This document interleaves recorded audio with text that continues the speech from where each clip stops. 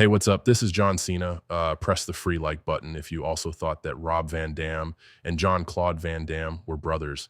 I think his fan base grew large because of that assumption. So I just seen the Rob Van Dam documentary on A&E, and it was a great documentary. Listen, Rob Van Dam, man, he's one of my all-time favorite wrestlers. Look at my YouTube shorts. That dude, he gives me traction. He gives me views, man. People love this Rob Van Dam. When I was a kid, listen, his poster was on my wall. Why? Because he looked like John Claude Van Dam. That's why. I gotta be real. That's the only reason I was a fan of Rob Van Dam, because he looked like John Claude Van Dam. Back in, 1998? Yeah, that was the first magazine I saw him in. And I'm like, damn, who the fuck is this? So I was like, okay, is this his brother? Or does he think he looked like John Claude Van Dam? He was just very interesting. And he was the first ECW toy that I ever bought. Listen, I think Rob Van Dam, he was the biggest kept secret during the late 90s. The fact that he was regarded as a top 10 wrestler every year by PWI, that means, yeah, he was the best kept secret, because people looked at ECW as a reckless, hardcore company. But Rob Van Dam, yeah, he was a hardcore guy, but he can mat wrestle. He was a tech wrestler. He can wrestle his ass off. So he brought a different kind of element to ECW that people don't realize. It's like, yeah, he was a great ruck rate guy.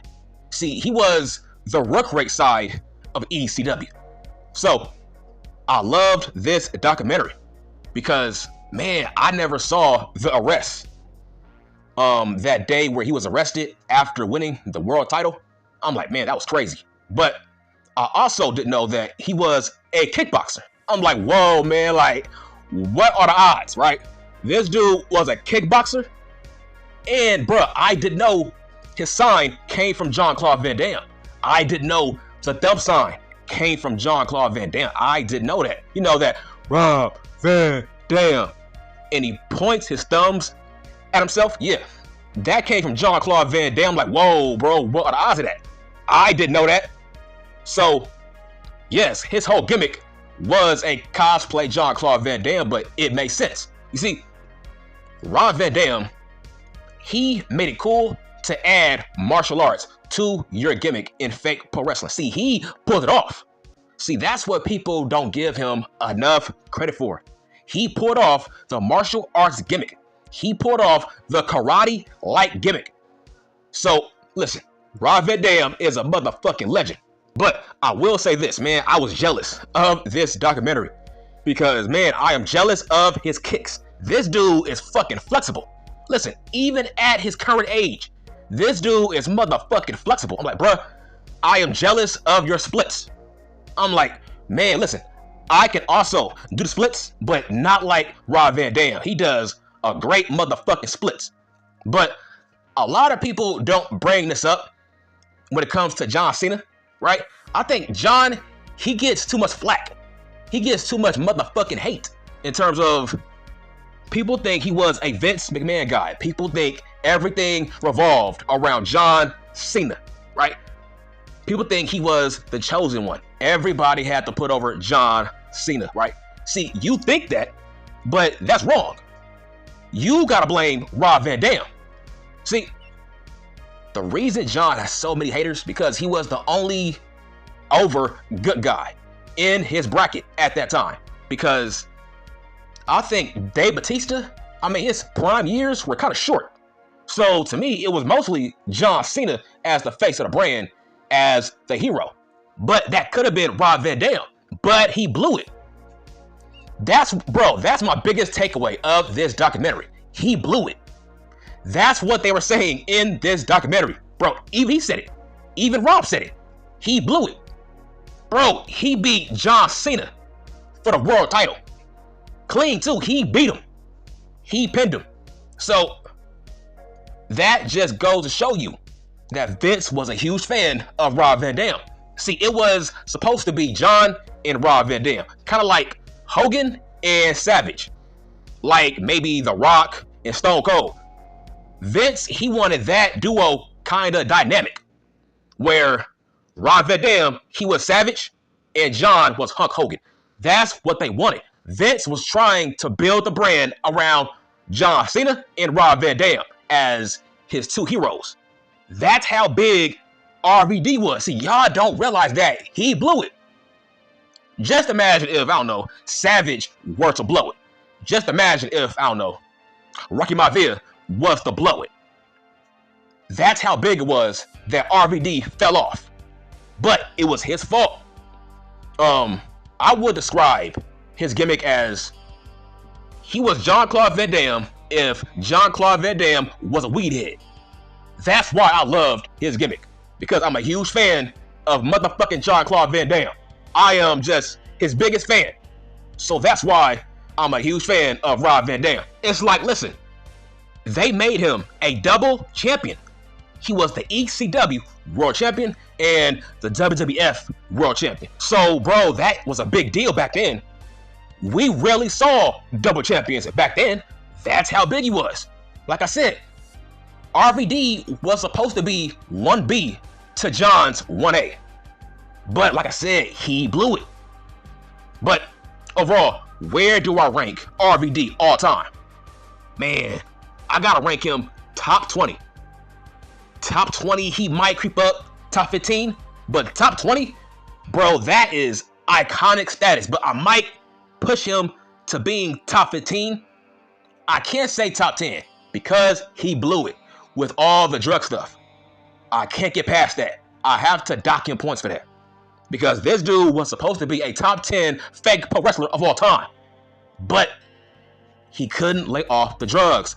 I felt like Sabu was an awful influence. Facts on facts. Facts on motherfucking facts. Sabu was an awful influence. Because it was not supposed to be John as the face of the company. Like, yes, back then he was. But Vince was trying to find the next guy that was John's equal. It was supposed to be Rob Van Dam. Like I said, Vince loved him some RVD.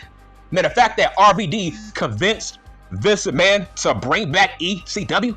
That means that RVD has some power backstage.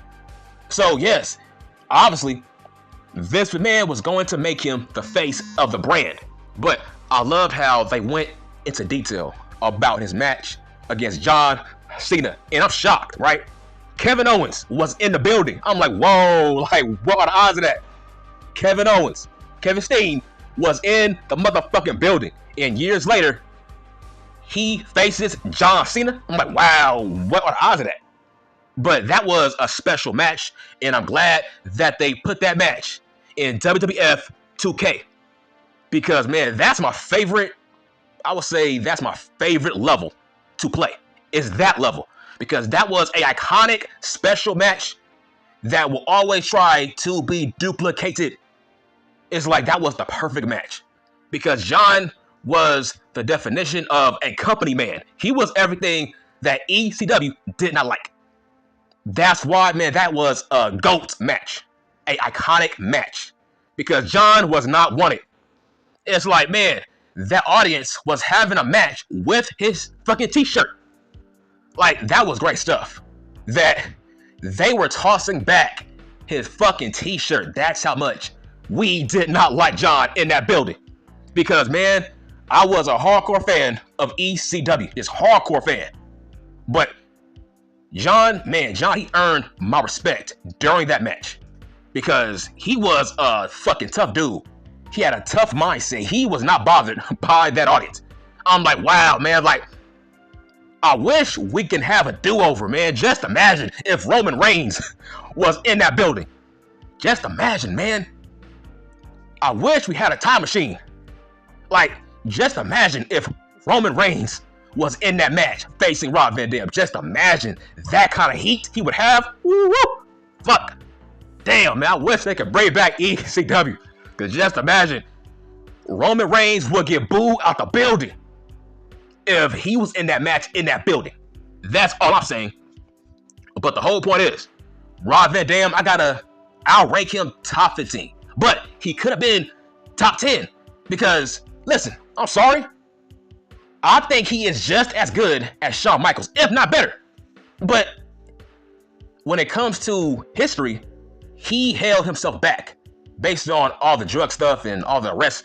He held himself back, but I always felt like he was better than Shawn Michaels. Facts. I always felt like he was better than motherfucking Shawn Michaels. It's like people don't realize the influence that Rob Van Dam has on this business. Everybody steals his moves. Everybody does. The coast to coast, the Van Daminator, the 5-star frog splash. Have you seen Montez Ford? Have you seen Seth Rollins? They stole that from Rob Van Dam. The Rolling Thunder, the fucking turnaround roundhouse kick. Like, everything he does, people stole. Have you seen Naomi? Her ass stole his split moonsault. So that's my point. Everything he did, people steal to this day. People always hijack his moves, but y'all don't give him credit. Holy shit. Have you seen Naomi? Have you seen Montez Ford? Have you seen motherfucking Seth Rollins? Yes, they stole his moves. Tons of people steal Rob Van Dam's moves, but y'all don't give him no credit. I don't get it. How can he not be better than Shawn Michaels? Right? Okay, that's all people do is the goddamn super kick. Okay, what else do people do that Shawn Michaels was doing in this era besides the goddamn super kick? Huh? Everybody steals Rob Van Dam's move set. That's facts on motherfucking facts. But this was a great documentary. I wish they can bring him back to the World Wrestling Federation for some fucking one-offs. Like, I would love to see Montez Ford versus Rob Van Dam. Maybe. But I also didn't know that Rob Van Dam and Seth Rollins also wrestled. I didn't know that. I would say maybe 8 years ago. Yes, those two guys had a match, but I did not know that. But y'all gotta put some respect on motherfucking Rob Van Dam. He might be the second greatest wrestler in TNA history. Tell me I'm lying. It's one, AJ Styles, then 2 is motherfucking Rob Van Dam. That's facts on facts. He is the second greatest TNA wrestler of all time, next to AJ motherfucking Styles. So this guy is a triple threat. To me, hold on, I think he is a Grand Slam champion. He is a Grand Slam motherfucking champion. He was a world champion in ECW. He was a world champion in the World Wrestling Federation, and he was a world champion in TNA. It's like, bro, he was the first man to do that. Grand Slam champion in 3 major companies. You gotta give him some motherfucking respect. Listen, you gotta watch back this documentary. Yes, I am biased because RVD is my top 5 favorite wrestler of all time, and he's also a martial artist. So I am biased, but this was a great motherfucking documentary. Because, man, he does look like Jean-Claude Van Damme. You gotta watch this documentary. You gotta watch his old ass photos. I'm like, holy shit. He did look like Jean-Claude Van Damme. I'm like, damn, bro. But, like I said, you gotta lay off John Cena. See, he was not supposed to be solo dolo as the face of the brand. See, it was supposed to be him, Orton, and then Rob Van Dam. See, it was sad that Rob Van Dam left. Right? That was sad stuff. That was sad as fuck that he had to leave the World Wrestling Federation because he blew it. He was supposed to be John Cena. That's facts. He was supposed to be John Cena. In fact, this dude was a fucking star before John. It's just, dang, man. It was the fucking weed, man. It was the weed stuff that just held him back. I don't think he realized that, yes, bitch, you were supposed to be the face of the brand. That's how much Vince was a fan of him. So, yes, you gotta blame RVD for the rise of John Cena. Because, like I said, it was supposed to be 1A, 1B. Just like Roman and Seth, just like Roman and Cody Rhodes, that was supposed to be RVD and John motherfucking Cena. But listen, go back and watch this documentary. Because, hey, I love me some RVD, and I'm done.